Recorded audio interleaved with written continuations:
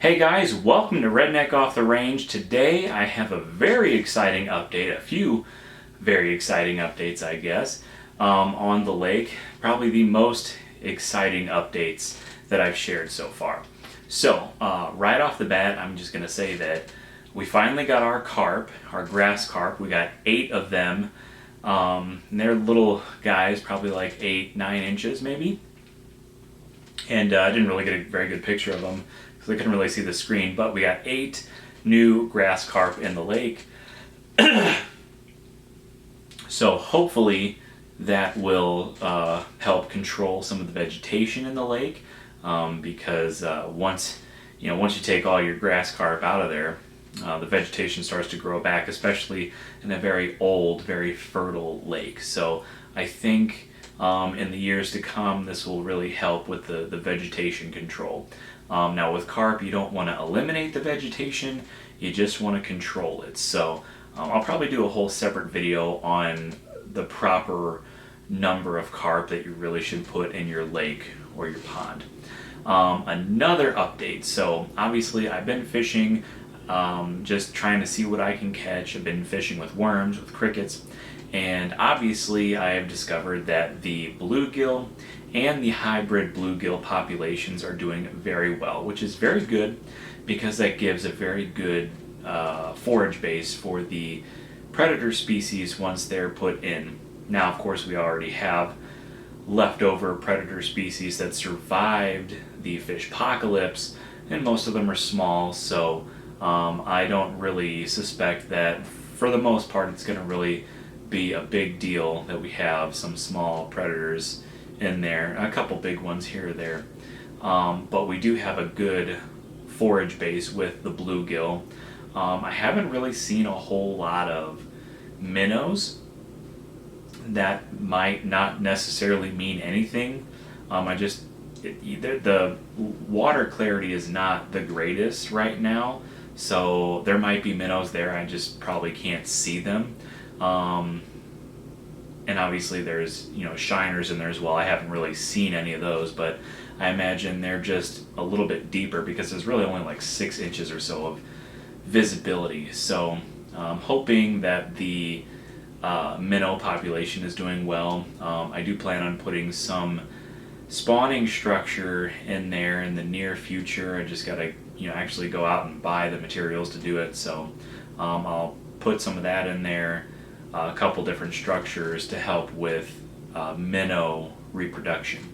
And the most exciting updates, so I've been trying to catch red ear to see what the red ear population is doing, if it's doing good or if it's not doing good. I have not caught any red ear yet, but most recently, well actually this was 2 weekends ago I guess, I was throwing some red worms on a little tiny jig head and I was just throwing them out, trying to drag them along the bottom, see if I could get any red ear. Of course I didn't.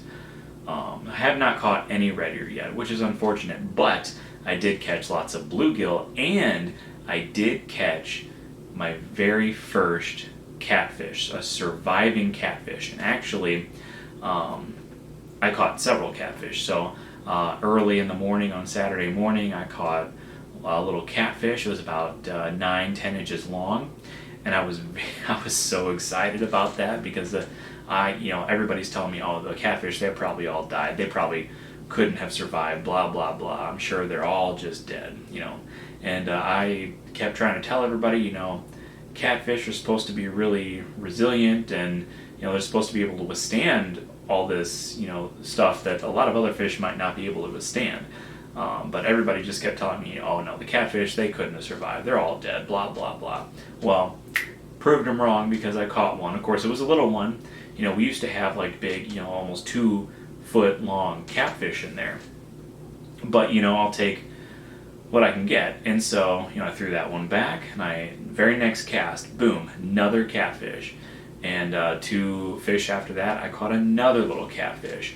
And then later on in the evening or the afternoon, I caught another little catfish. So I caught 4 little catfish, all about 9 to 10 inches long. So that's very exciting. Now, We did stock catfish in 2021, so the year before the fish apocalypse. So I'm imagining either these fish are the stocked catfish from 2021 that survived because they were so small, or the catfish have actually reproduced in the lake, which is possible. It's just not very likely. So, and we put like 6 to 8 inch catfish in 2021. So I kind of feel like a 6 to 8 inch fish in 2 years would be a little bit bigger than that, but I could be wrong. But I just don't really know for sure. But either way, there is a small population of catfish in there on top of the albino catfish that I stocked. I haven't caught any of those, but I'm not really after those. I'm really after the red ear. And so this past weekend, I took the boat out and I was trying to catch red ear with some little white and yellow grubs on jig heads, and I still couldn't catch any.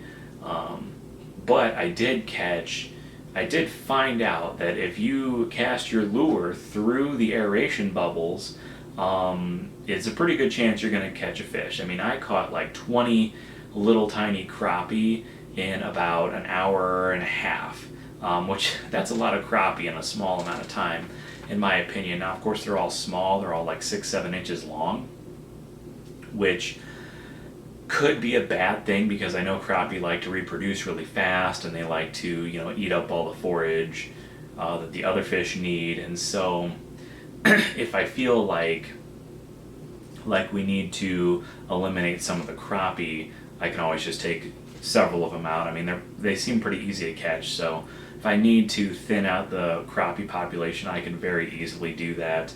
We'll just have to see what it's like. I mean, there are other predators in there, so if these crappie are going to reproduce next year, I don't think they're big enough to reproduce this past year, but there's a good chance that they'll reproduce this next year, but we'll also have more predator species in there as well. So it's all about balance. You want to have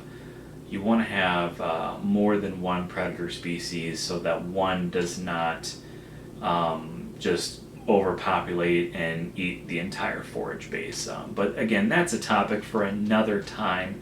Over the holiday weekend coming up, I do plan on doing a little more red ear fishing and seeing what I can catch. I'm going to go out in the boat and I'm going to try red worms, and I might even get some crickets, and I'm going to try fishing them on the bottom and see if I can catch a red ear and see how that population is doing. I'm sure they're there.